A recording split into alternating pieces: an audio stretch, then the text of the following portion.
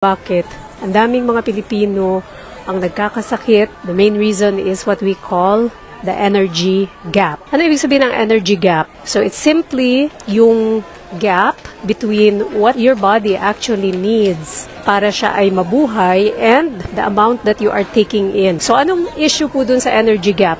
Sobra-sobra. When the energy gap is high, then ang nangyayari dun sa states of excess is yung mga tinatawag nating lifestyle-related medical conditions or what we call comorbidities ng obesity. Ang kanyang central pathway is, as you know, insulin resistance, pero hindi lamang ang insulin ang main factor dyan dahil yan po ay marami pang iba't ibang nagkakalakip-lakip na mga pathways that are responsible for addressing the energy gap. So pathways that tell your body that you are still hungry or that you are full. Nasaan yung mga pathways na yan, mga kapatid? Those pathways are in your brain.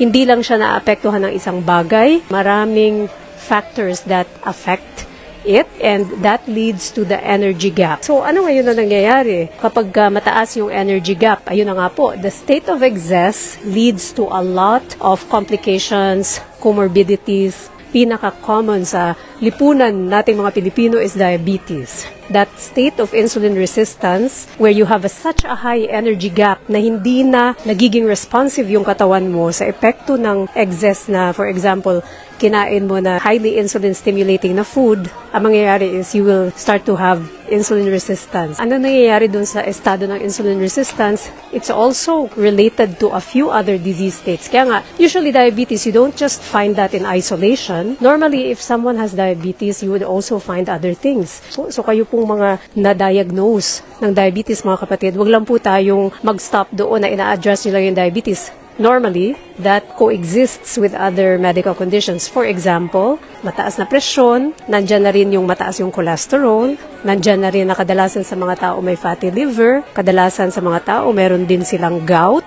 Kung babae ito at childbearing age, PCOS na nakaka-apekto doon sa fertility ng isang babae. There are other chronic comorbidities ng pagkakaroon ng high energy gap. Ano-ano yung mga yon? Things like cancer, for example. There are a number of cancers that have been linked to itong ang mataas na energy gap, to obesity. Examples niyan, prostate cancer, breast cancer, colorectal cancer, gastroesophageal cancer. The other thing, of course, is yung mga mechanical problems with having high energy gap. Una-una, yung epekto niya sa tulog. Ano po? So, sleep apnea. Karamihan ng mga tao hindi nila alam na may sleep apnea sila, kapatid. If you are overweight, isa yan sa mga very, very common na hindi mo alam na maaaring meron ka niyan and that affects heart health.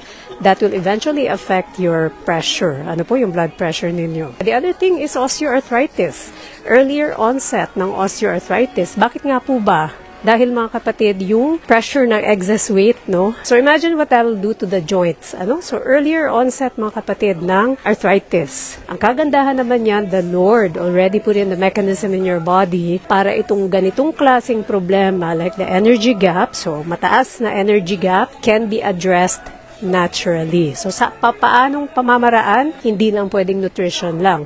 Dahil po, itong issue with the energy gap, so itong ating issue with obesity is also multifactorial. Hindi po yan nadadala sa dieta lamang po. So the reality is, you have to look at it in a holistic way, taking into account things like not only nutrition, it is a big player, ano? But it's not the only thing. Second thing is movement. And then the other thing, of course, is ang tulog at ang stress reduction. Hindi ito actually kinoconsider na maraming tao, especially in Filipino society, no? We don't really talk about stress. Parang ano lang kayanin mo. Normal yan. Normal na may problema ka ganyan. Totoo nga naman. Normal po yan. Hindi po yan mawawala. Lahat tayo may stress. Pero ang tanong po dyan, paano nga ba? Paano nga ba siya kakayanin? Kaya nga po, I always mention to you mga kapatid, ang pinaka-foundation nitong ginagawa natin is actually malakas na spiritual na kalusugan. Kasi pag wala po yun mga kapatid, kahit gaano mo pa kagaling mag-low carb, kahit gaano mo pa kagaling mag-exercise, kapag ikaw ay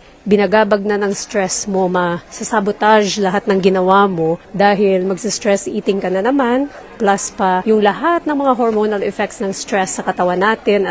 Hindi lamang po yan simpleng na stress ka lang. Nandun na yung hindi ka na makatulog na maayos, tapos nandun na yung tataas na yung mga stress hormones mo, na andun na yung epekto niyan sa inflammation. Takot na takot kayo sa mga inflammation effect ng mga oils, pero hindi ninyo ina-address yung epekto din ng stress, which is also really, really pro-inflammatory, mga kapatid.